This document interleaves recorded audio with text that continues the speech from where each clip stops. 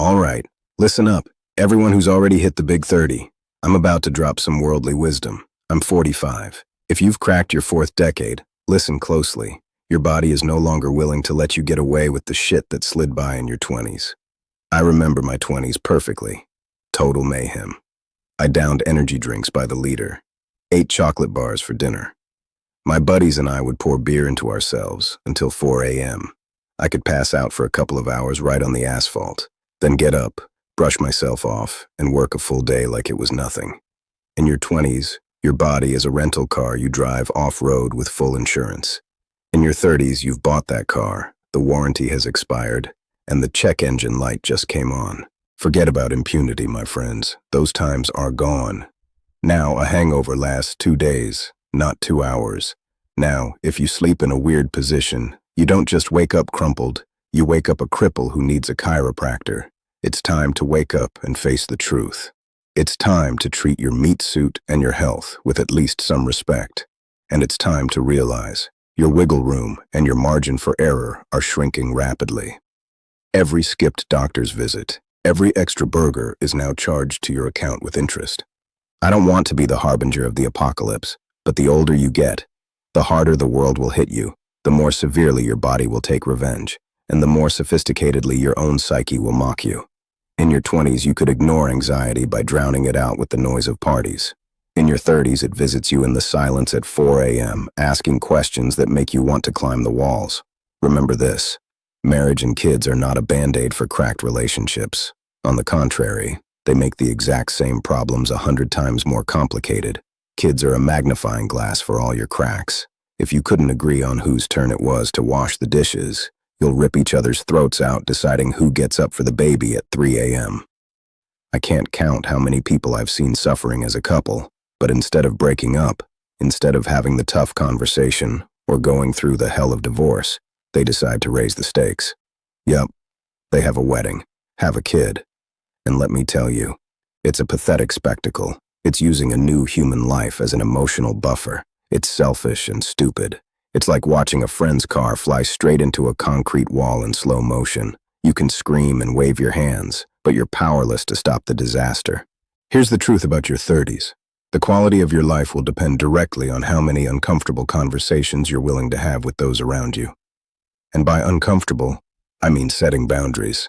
Saying no to parents who meddle in your family. Firing a friend who drags you to the bottom.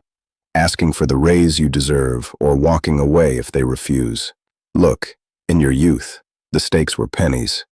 You were broke, single. Nothing really carried weight.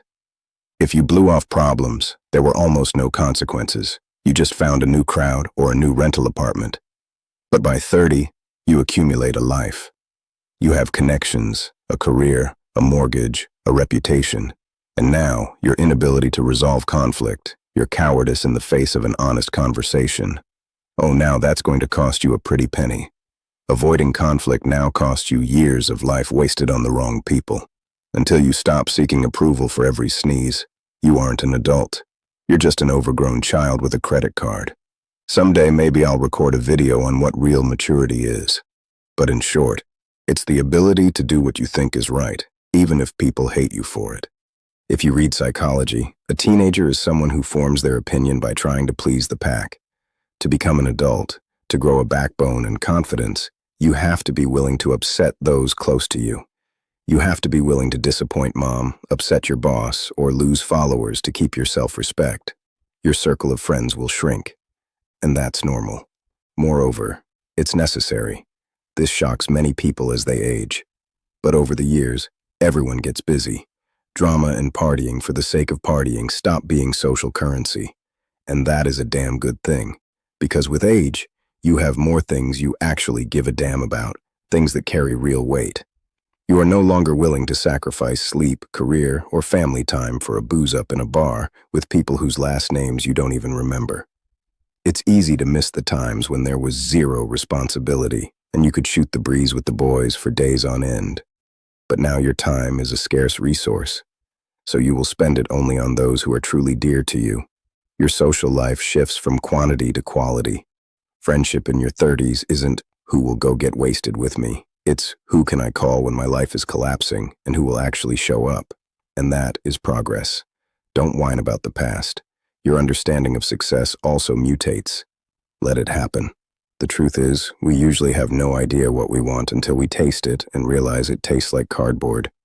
We set goals, dream, and when we start grinding for them, a nasty realization hits. This isn't what I expected at all. The reality of owning the dream rarely matches the fantasy. We fall in love with the result, the reward, the applause, the money. But we forget that success is 99% process. I realized this in music school. I dreamed of the stage, tours, rock and roll, screaming fangirls lifting their shirts. That was the pretty picture in my head. But in reality, a musician's life is sitting alone in a tiny closet, grinding scales until your fingers bleed in dead silence for years. If you don't love the boring, tedious process, you will never achieve the result. As you figured out, I bailed on music school because I loved the fantasy, not the work. And here we come to something important.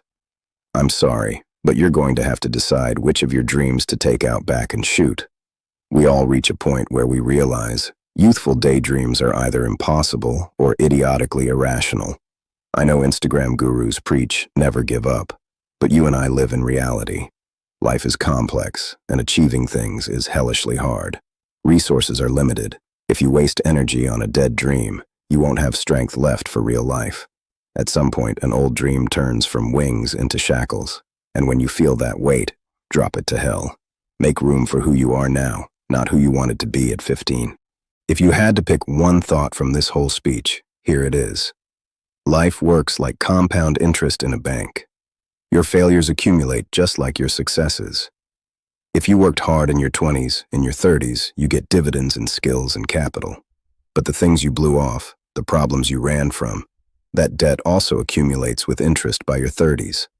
A small lie to yourself in your 20s turns into a giant identity crisis at 35. By the way, speaking of investments, if you aren't saving for old age yet, it's seriously time to start. The magic of compound interest only works over long distances. In your 30s, you still have a chance to jump on this train. At 45, it'll be too late. You can hire someone to clean your house. You can delegate boring tasks, but you cannot delegate responsibility for your emotions and decisions. Write that on a banner. Sign my name. Sell it for $100. Yeah, baby, that's what they pay me for. What was I talking about? Ah, right. You can't shift the blame. At the end of the day, only you live your life. It doesn't matter what happened to you. It doesn't matter how unfair the world is or how terrible your parents were. All that matters is how you responded to it. Accepting responsibility is the first step to stop being a victim of circumstance. Let's get back to the compound interest of failure. Be careful. If you repeat the same excuses long enough, they will harden and become your character. It's one thing to be a young slacker, avoiding problems and saying, "No time," or "That's stupid," or "I'm just a creative type." But if you mumble this for years without calling yourself to order, by 30 those excuses become you. You actually believe you are a person who is bad with money, or a person who is unlucky in love. These labels become your prison. They become your filter for perceiving the world. And that is damn dangerous because you stop even trying to change anything. Your beliefs have inertia. The longer you carry them, the heavier they are and the harder they are to move. Skepticism and cynicism, which seemed like signs of intelligence in your 20s, turn you into a grumpy old man in your 30s. It's in your 30s that you start seeing the fruits of decisions made by everyone around you. In youth, everyone is equal. Everyone has a metabolism like a furnace. Everyone bounces off problems like rubber balls. But now, look at your classmates. The difference between those who hustled and those who sought easy paths is becoming a chasm. The most expensive currency at 30 is not dollars and not Bitcoin, it's time. At this age, you start to understand the price of every hour because you can see the finish line. Parents are aging, kids grow up too fast. Every minute must go towards something worthwhile. I'm not saying you need to become a productivity maniac who times their bathroom breaks. I'm talking about consciously choosing what provides value and ruthlessly cutting off the excess. Deleting apps that eat time. Stop hanging out with whiners. People who don't get this burnout, they are the ones who hit a midlife crisis. Burnout isn't from overworking. It's from working on the wrong things, from a sense of meaninglessness, from wasting life on emptiness that creates no momentum for your future, that doesn't fill you with energy. 30 is the boundary when you need to understand. There is no magical someday. No one is coming to save you. In youth, it seems like your whole life is ahead, that the rough draft can be rewritten.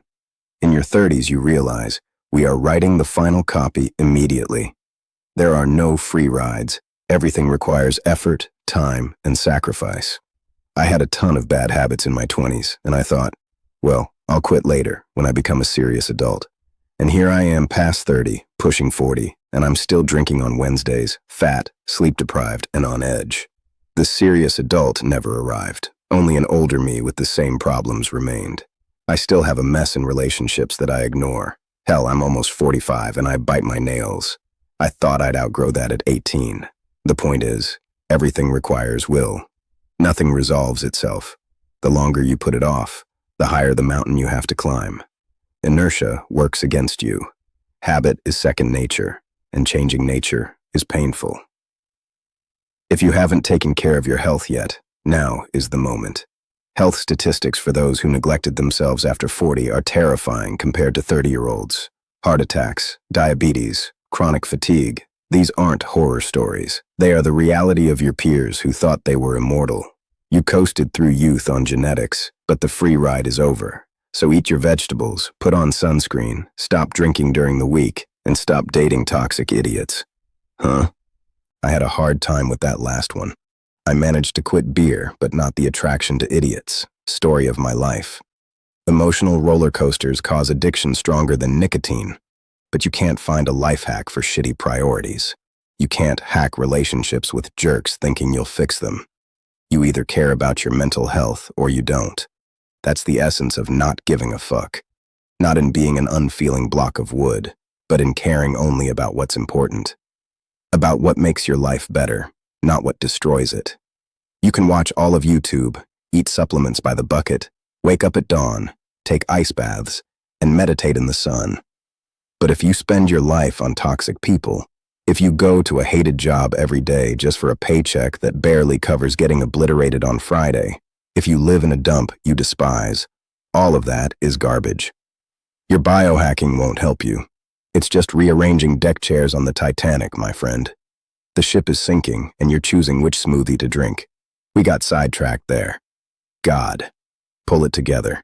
If you don't disappoint anyone, you will disappoint yourself. You will live someone else's life. Hang that on the wall next to, what was the last slogan? I forgot. Doesn't matter. Hang it on your great quotes board, although I'm afraid you won't have enough wall space. Now I'm going to refer to myself in the third person, like a crazy dictator. I assert, respect is keeping your word, not blowing smoke. I believe that attempts to impress people make you pathetic and dependent. I'm feeling not particularly respected right now. You probably think I'm a fool. But seriously, respect is stability. It's not a car or showing off in a club. That only impresses teenagers and people with a hole in their self-esteem. In the real world, we value reliability. We look for those who do what they said, who are there when needed, who don't vanish when things get tough. By the way, this works the other way around too. Many think they will respect themselves if they impress themselves with a cool car or house. But it doesn't work like that. It's an attempt to prove your worth to yourself through junk. Guess what? It's hollow. Just as a midlife crisis car doesn't cause delight on the street, you just think, what a clown. It won't fill the void in your soul either. You will cry in that Ferrari, believe me. Sounds more sentimental than I planned, but it's a fact. The essence is that in their 30s and 40s, people who have made a mess of things and fear the consequences try to patch the cracks with expensive stuff, to impress others and drown out the aching hole inside. They think, if I look successful, that means I'm happy. But if you chase a lifestyle you can't afford and that isn't true to you, you are simply paying money, huge money, to look happy while being deeply unhappy. Your career will mean less than the people you share your life with. No one on their deathbed asks for their diploma or bank statement.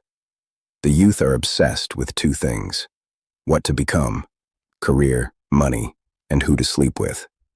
Don't get me wrong, work is important. Money gives freedom. Don't do what you hate, it kills the soul.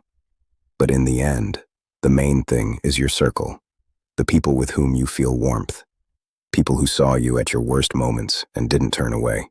And listen, if you think the train has left the station, that you missed everything, that's bullshit. The beauty of being 30 is that you are already smart enough to know where not to stick your nose and who not to waste time on. You've already earned your bruises. You know that fire burns. But you are still young enough. You have the energy and health to build an awesome life on this foundation of experience. Finally, I'll leave you with a thought about time. In my 30s, I was hit by the realization, time only accelerates. This isn't an illusion. It's the mathematics of perception. Every year flies by faster. There are more important things and people, and less time for them. You blinked, and it's already Christmas. Blinked again, and your kid is 10 years old. It's scary, but it's also cool. It makes every hour of life priceless. The stakes are rising, less right to make mistakes. And if your body can still forgive a couple of stupidities, barely, your mind will eat you alive for aimlessly wasted years. Conscience is the cruelest judge. So good luck. I won't waste any more of your time. There's little enough of it as it is. But if you can spare a couple more minutes, here is a video that is definitely worth watching instead of scrolling through your feed and rotting your brain.